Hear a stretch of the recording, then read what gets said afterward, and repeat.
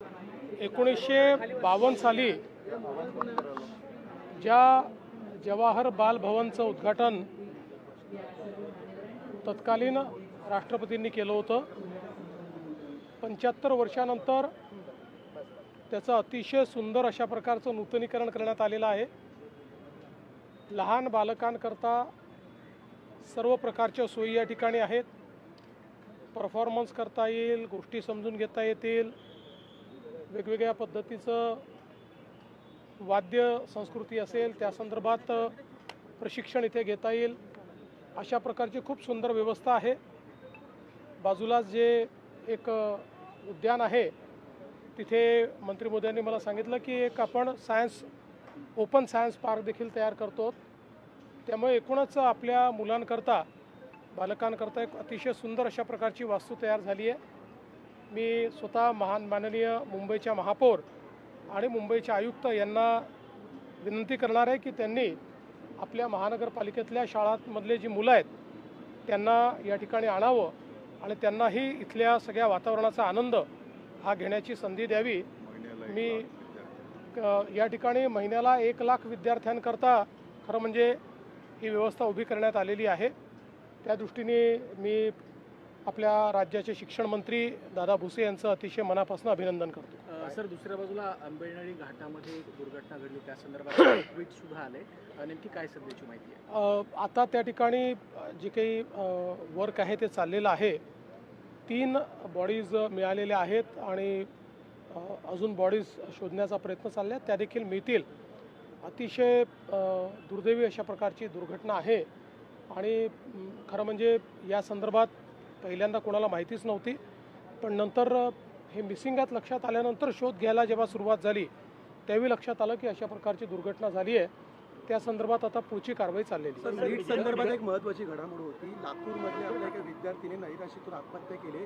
गोवा आणि कलबुर्गी अशा आता 3 विद्यार्थ्यांचा एकूण आत्महत्यामध्ये समावेश दिसतोय। बघा, ज्या लोकांनी नीटमध्ये मिठाचा खरा टाकण्याचा प्रयत्न केला आहे त्यांनी विद्यार्थ्यांसोबत प्रचंड मोठा अन्याय केलेला आहे आणि आता केंद्र सरकारने आणि जी काही एक्झाम ऑथॉरिटी आहे यांनी याचा कॉग्निझन्स घेतला आहे, याची पाळंमुळं खणून काढलेली आहेत, अटक देखील झालेली आहे। मला विश्वास आहे पुढची नीटची परीक्षा जी आहे ही अतिशय योग्य पद्धतीनं त्या ठिकाणी होईल, कुठल्याही प्रकारे कोणाला त्याच्यात गडबड करता येणार नाही।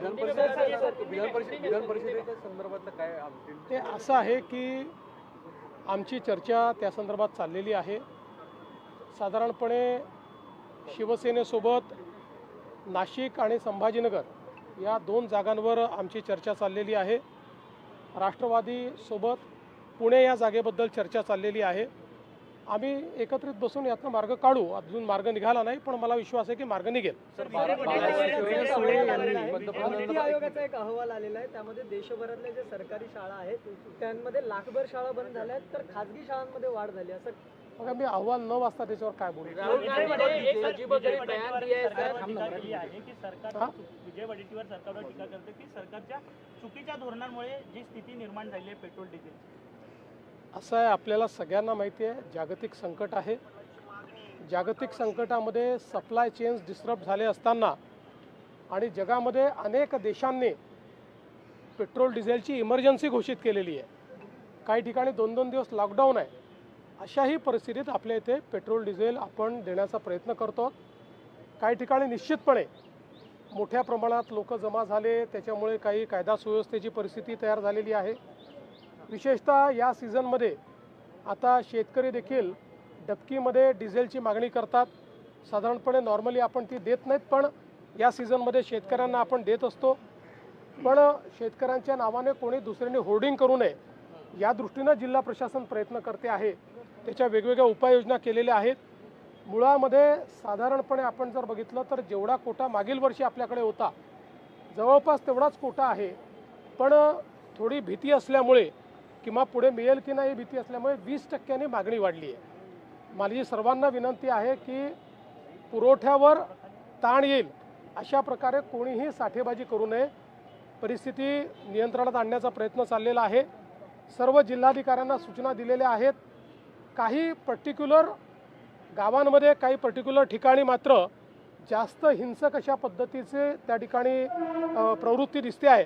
तिथे पोलिसांना देखील सांगितलेलं आहे की अशा प्रकारे जे विनाकारण हिंसा करत असतील त्यांच्यावर कारवाई केली पाहिजे. पंतप्रधान मोदींच्या कारकिर्दीवर 12 वर्षांच्या कारकिर्दीवर आज खरं तर एक पुस्तक प्रकाशनाचा कार्यक्रम होतोय. दुसऱ्या बाजूला मी त्याच्यावर संध्याकाळी बोलेन. दुसऱ्या बाजूला सुप्रियाताई असं म्हणतात की 12 वर्षांची खरं तर देशाची कारकीर्द झाली, मोदींची कारकीर्द झाली, मात्र देशातले जे पेट्रोल डिझेलचे प्रश्न आहेत, महागाईचे प्रश्न आहेत, त्याची सोडवणूक तुम्ही कशी करणार आहात त्याबद्दलही बोललं पाहिजे असं त्या म्हणतात. असं आहे की या 12 वर्षात बहुतांश काळ महागाईचा निर्देशांक हा लोएस्ट लो होता, सर्वात खाली होता.